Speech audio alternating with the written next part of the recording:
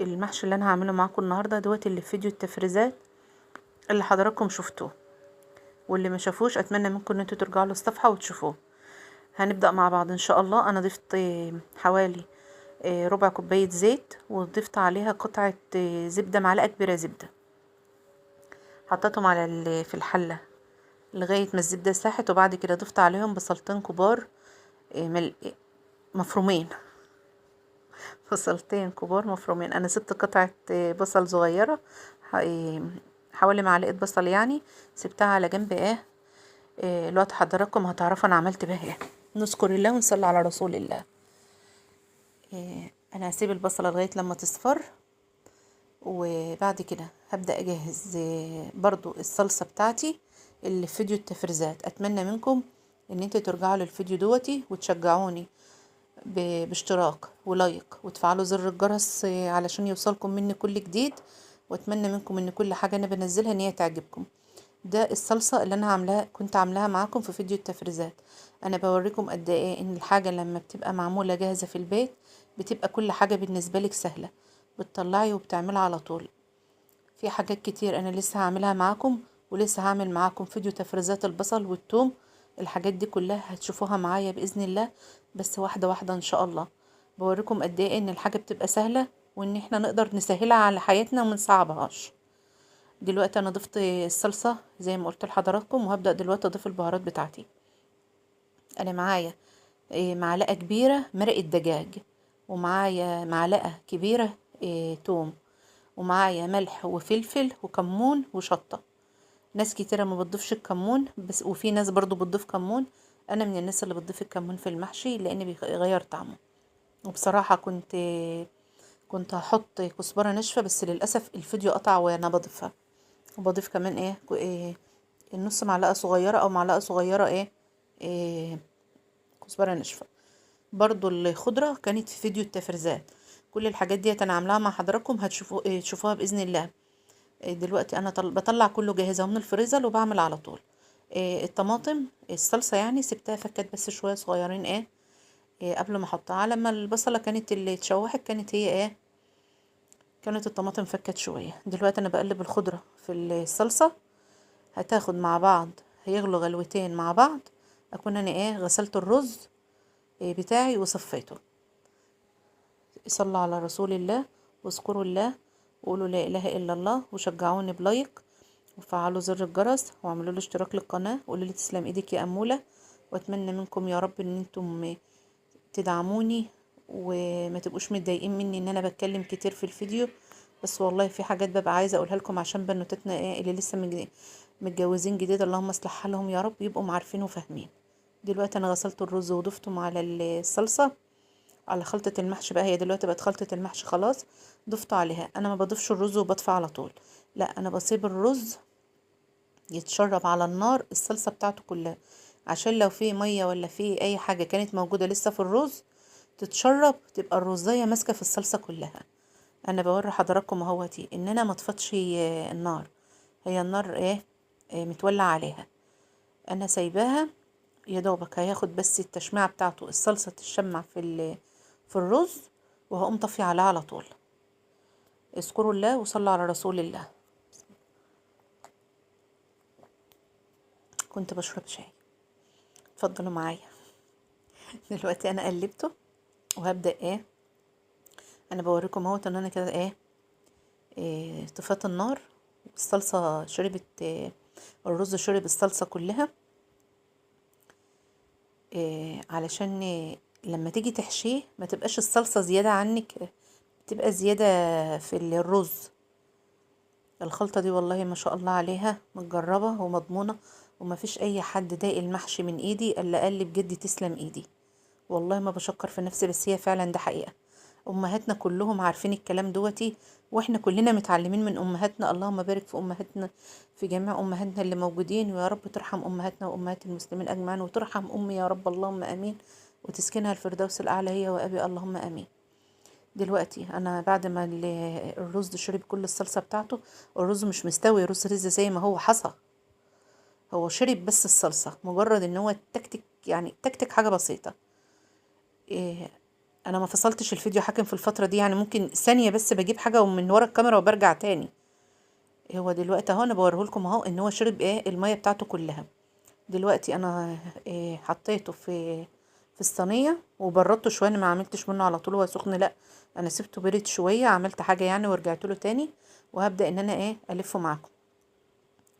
إيه ان شاء الله. إيه شوفوا انا بوريكم يعني الرزايه ماسكه في الصلصه، مش مفروله اهي، وبتمسك على طول اول ما بتحطها في ورقه الكرنب بتمسك.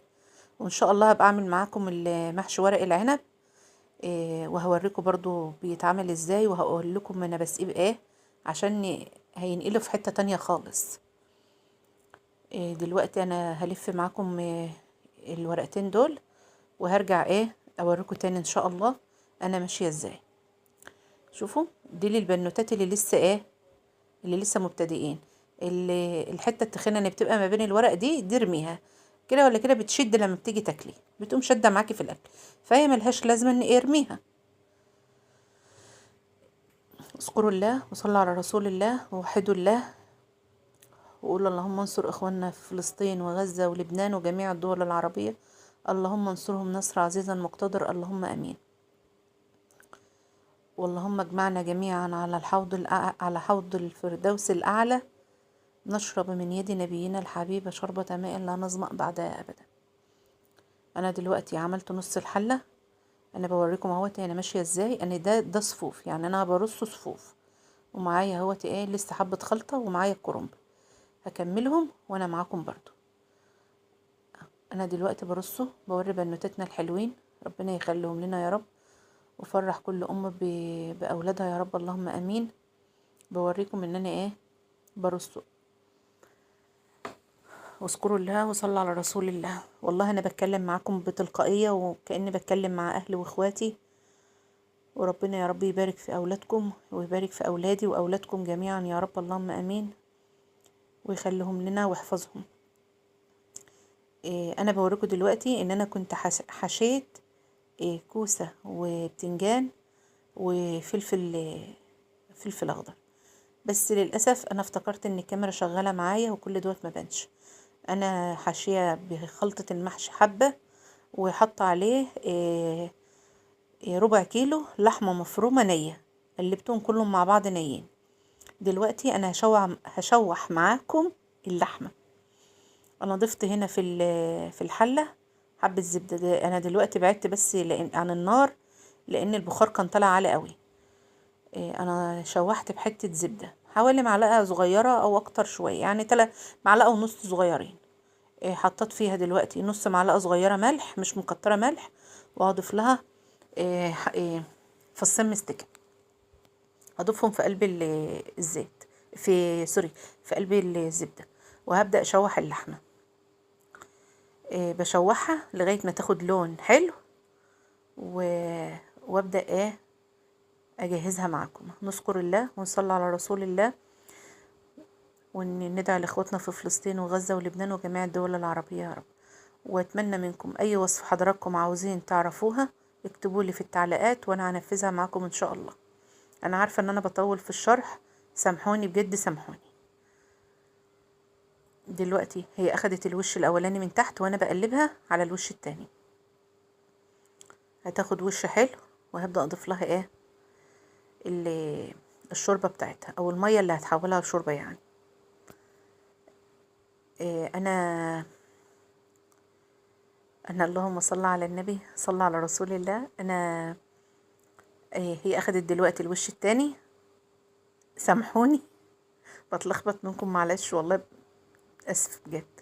دلوقتي انا ضفت في المية لوري، ورقتين لوري، ومعايا وحطيت المية بتاعتها. ودلوقتي انا بوريكم اهو اللوري لانه ما كانش باين في المية كويس. معاكم مع حضراتكم اهو ثانية. وضفت فصين حبهان.